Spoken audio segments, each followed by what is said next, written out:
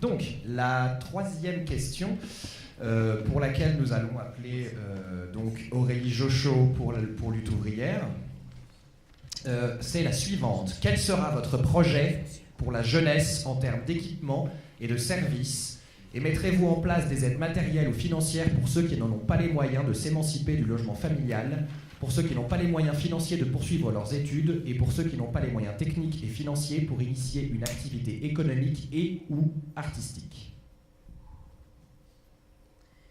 Donc actuellement, il n'y a pas vraiment d'avenir radieux qui se profile à l'horizon pour les jeunes travailleurs, qu'ils soient à Montreuil ou ailleurs. Alors, la meilleure aide qui pourra être apportée aux travailleurs jeunes ou moins jeunes pour les aider à avoir un avenir, ça sera d'imposer l'interdiction des licenciements et la répartition du travail entre tous sans diminution de salaire. Ce sont les seules mesures qui peuvent stopper l'hémorragie qu'est le chômage. Le gouvernement de Hollande n'a aucunement l'intention de régler ce problème. Sinon, il ne soutiendrait pas des entreprises en leur donnant des cadeaux alors qu'elles licencient, comme il l'a fait à PSA, à Aulnay-sous-Bois, qui a reçu des milliards de la part de l'État, et de l'autre côté, a supprimé 11 000 emplois. Les jeunes n'ont pas les moyens de vivre financièrement.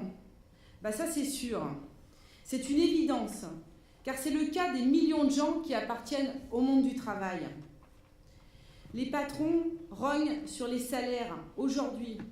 Alors c'est pour ça qu'il faudra imposer que les salaires, les pensions de retraite et les minima sociaux soient indexés sur l'augmentation des prix. Il n'y a aucune raison que les travailleurs aient un pouvoir d'achat qui diminue.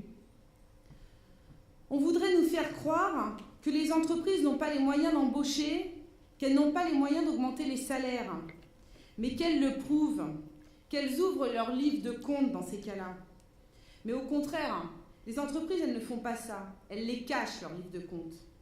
Alors il faudra que les travailleurs aillent voir eux-mêmes où va l'argent des grands groupes, car c'est un scandale que tout cet argent parte dans les comptes des grands actionnaires, ou parte dans l'évasion fiscale ou la spéculation.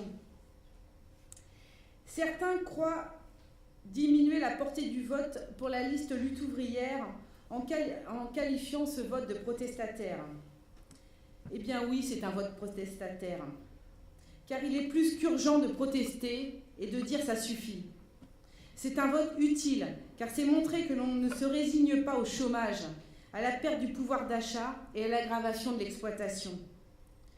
Non, ce n'est pas un vote défouloir, comme le disent certains avec mépris. C'est un vote préparatoire. Car protester en appelant aux luttes des travailleurs, c'est préparer l'avenir. Alors les travailleurs, les chômeurs, les retraités, écœurés par la politique du gouvernement, doivent se saisir de ces élections pour dire leur colère. Et la dire avant tout aux deux coquetteries, l'une de droite, l'autre de gauche, qui se relaient au pouvoir pour mener fondamentalement la même politique, consistant à aggraver la situation des classes laborieuses au profit de la grande bourgeoisie. Tant que nous ne sommes pas capables de chasser ceux qui nous oppriment, nous sommes peut-être obligés de les subir, mais rien ne peut nous obliger à les approuver et à redemander des coups. Alors au moins pendant ces élections, les travailleurs peuvent exprimer leur révolte en votant lutte ouvrière. Bon, comme il me reste un peu de temps, je voudrais justement parler aussi, parce que là il y a eu plein d'annonces, de mesures, et bien justement le financement, alors ça on se demande bien avec quel argent, alors qu'actuellement, aujourd'hui, l'État il a décidé de diminuer les subventions aux collectivités territoriales.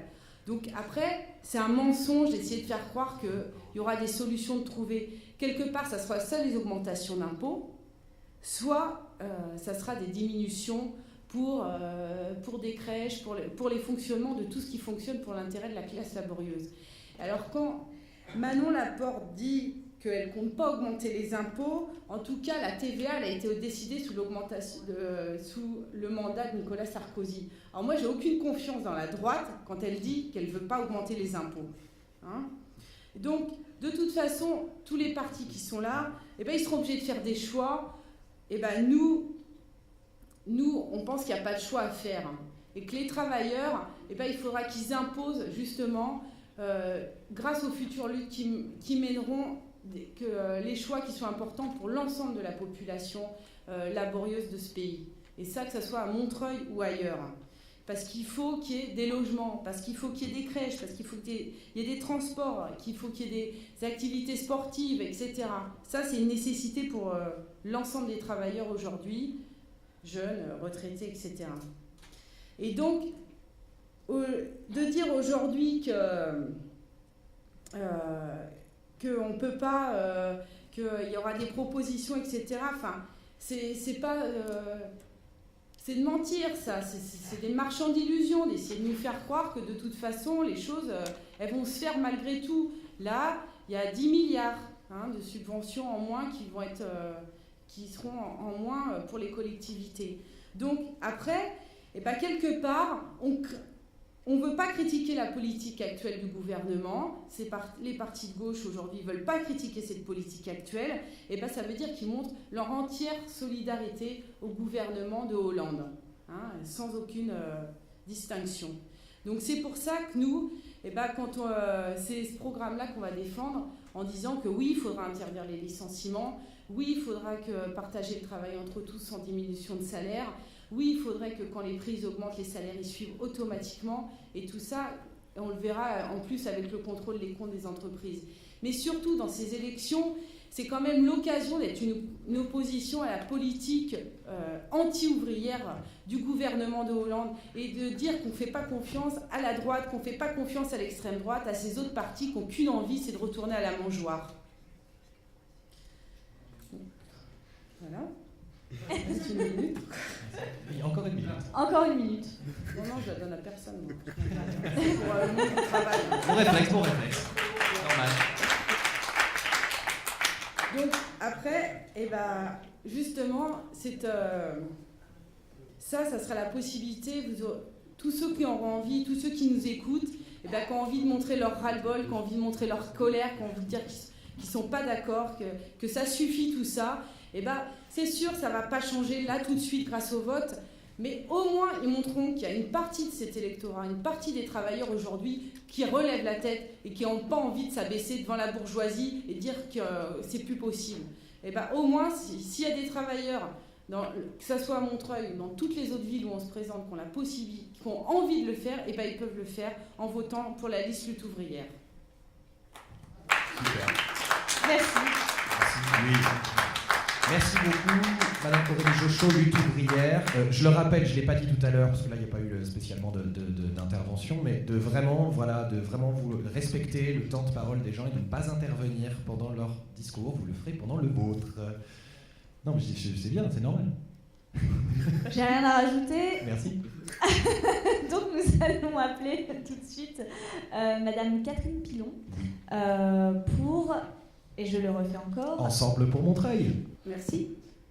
La question que vous avez posée, je l'ai trouvée, elle m'a un peu étonnée, parce qu'elle positionne la jeunesse que comme en demande d'aide pour le logement, en demande d'aide pour le travail, pour la formation, pour conduire une voiture ou pour avoir accès à la culture. Et je pense qu'il y a des jeunes, dans leur grande diversité, dans leur grande variété, il n'y a pas une jeunesse homogène qui aurait les mêmes besoins.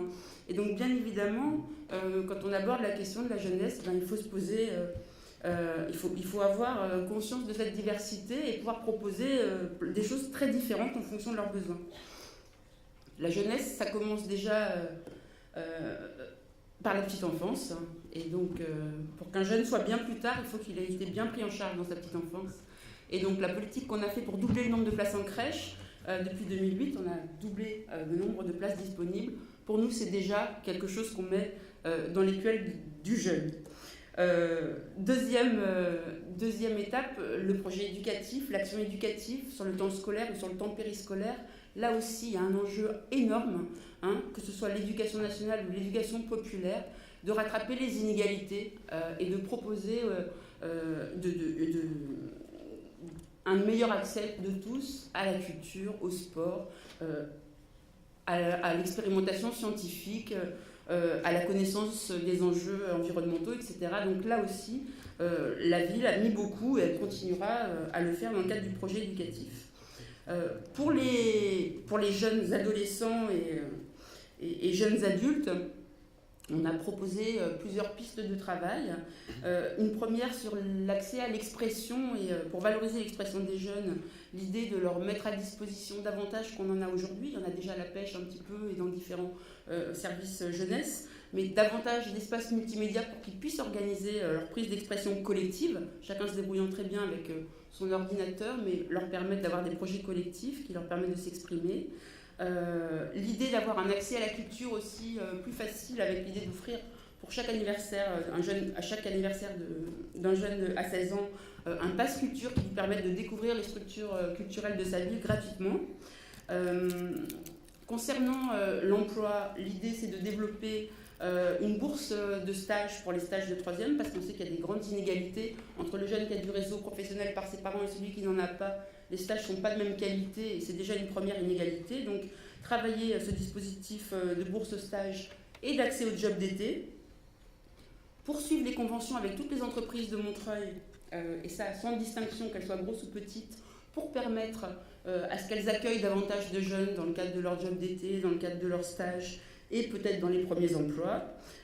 Tout ce qui est chantier d'insertion avec Cinévie sur le métier du numérique, avec des chantiers d'équipe de la régie de quartier dans le bâtiment, enfin il y a un champ important de propositions pour leur mettre un pied à l'étrier pour qu'ils puissent travailler davantage.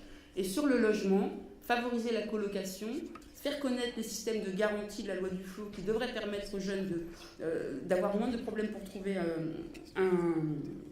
un logement, favoriser la location intergénérationnelle aussi. Et puis, dans l'accompagnement à l'emploi, leur donner aussi l'idée qu'au-delà du salariat, il y a aussi la création d'activités, qu'il y a plein de jeunes qui ont les ressources, sans doute, pour construire leur propre projet économique et inventer, dans le champ de l'économie sociale et solidaire, mais pas seulement, une activité économique pour eux, pour plus tard. Voilà, et donner du courage et donner une visibilité à long terme sur leur projet professionnel. Merci. Merci beaucoup.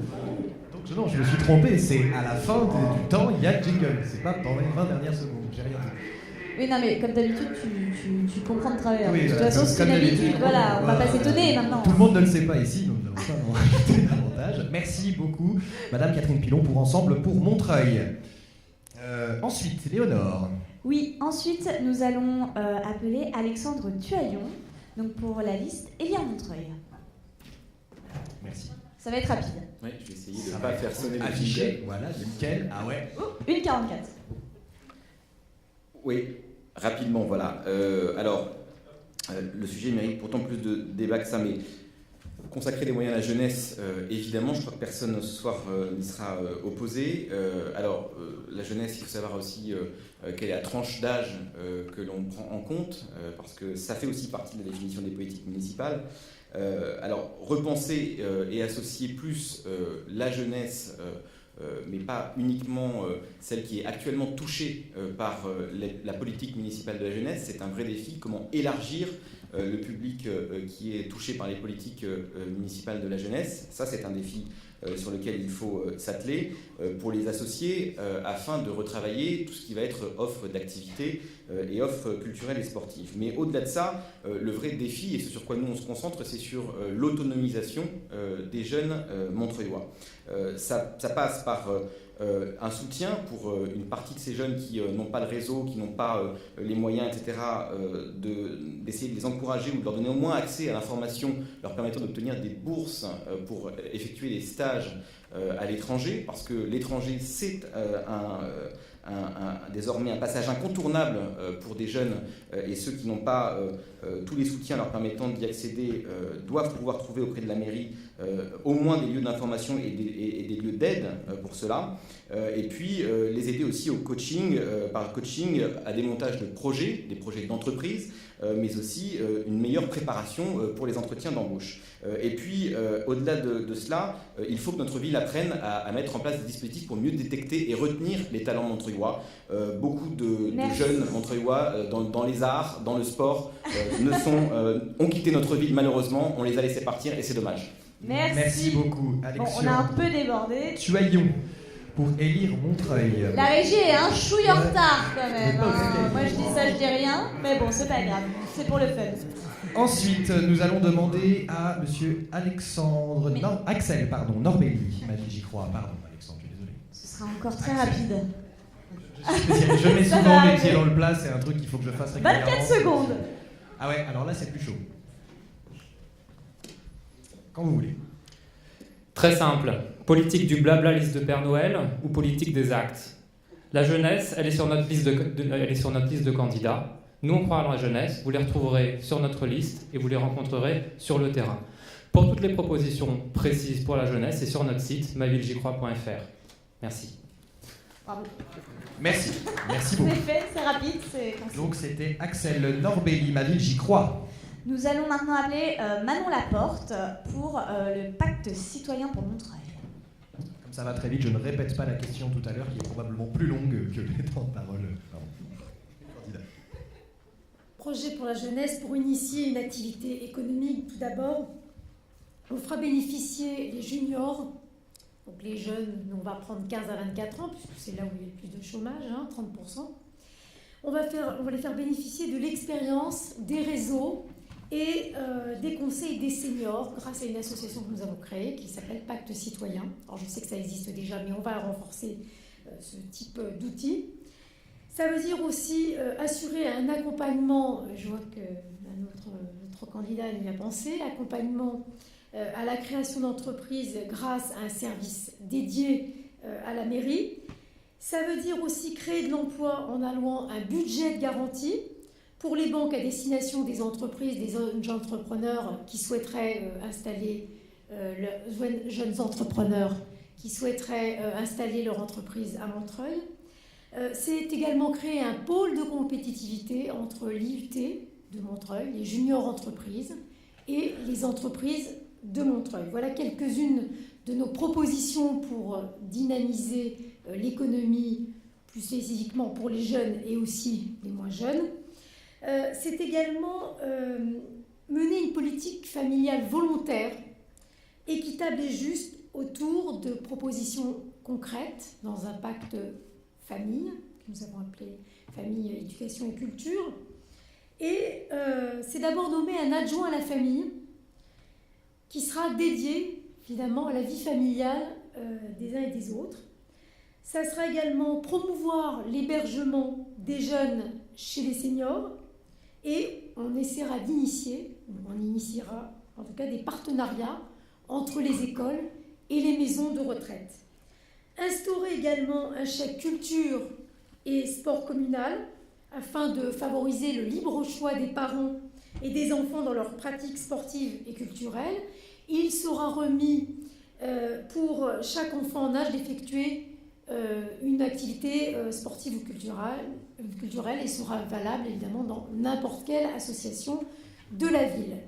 Enfin, adapter la réforme des rythmes scolaires en organisant au mieux le temps de l'enfant dans le cadre des activités périscolaires, puisque la municipalité ne nous a pas alloué de budget spécifique pour la réforme des rythmes scolaires.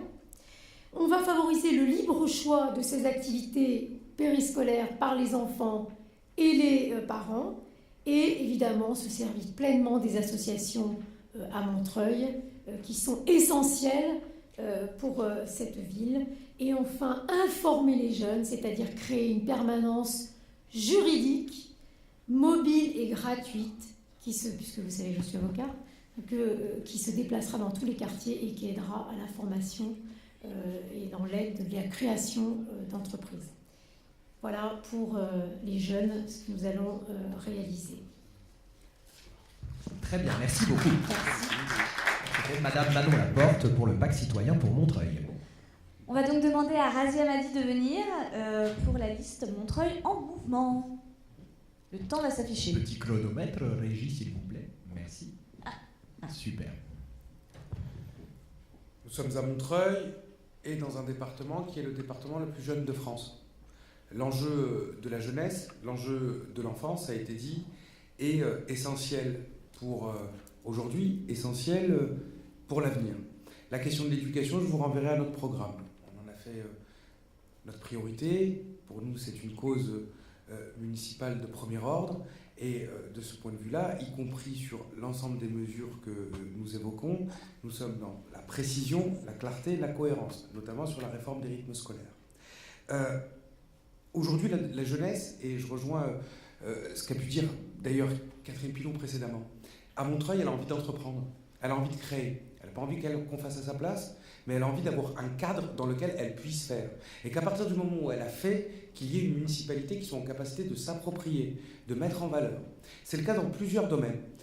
Je vais prendre plusieurs exemples. Il y a le cas des cultures urbaines. C'est un domaine où Montreuil aurait dû normalement être en première ligne. L'enjeu des pratiques amateurs est un enjeu essentiel.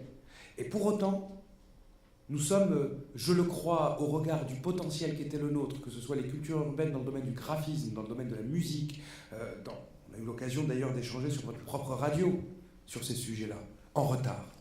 Donc la mise en place d'une scène des musiques actuelles, lieu de diffusion, de production, de partage, est une des mesures que nous évoquons. La question aussi qui, je le crois, est essentielle, c'est celle du logement. Souvent, lorsqu'on parle d'urbanisme, lorsqu'on parle de logement, on cite des chiffres, on parle de grands axes, la concertation, le dialogue, la coulée verte, mais on ne parle pas du type de logement. Nous avons un problème en termes d'offres de logement adaptées.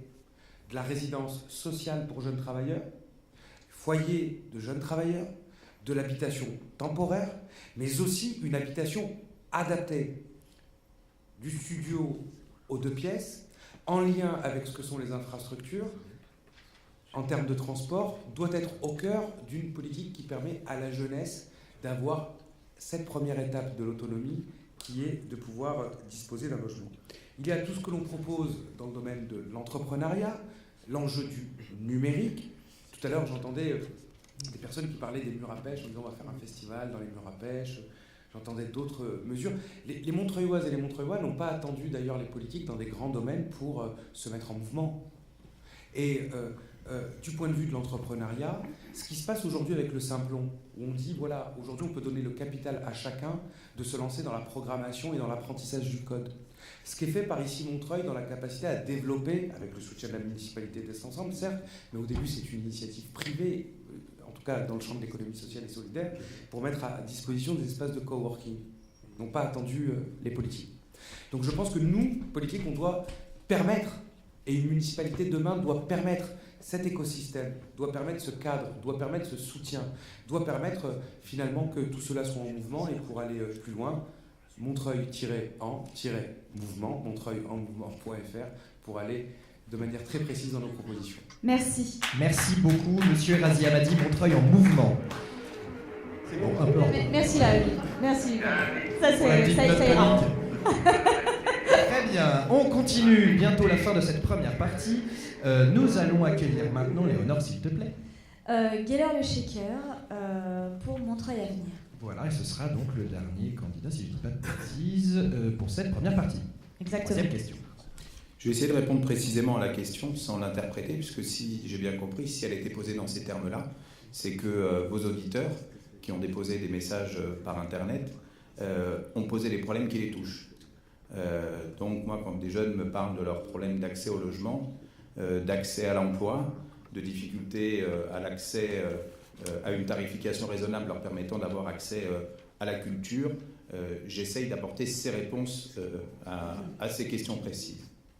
Une chose, et je vais là me tourner vers notre camarade de lutte ouvrière, on est souvent beaucoup plus fort quand on se rassemble que quand on reste seul dans son coin.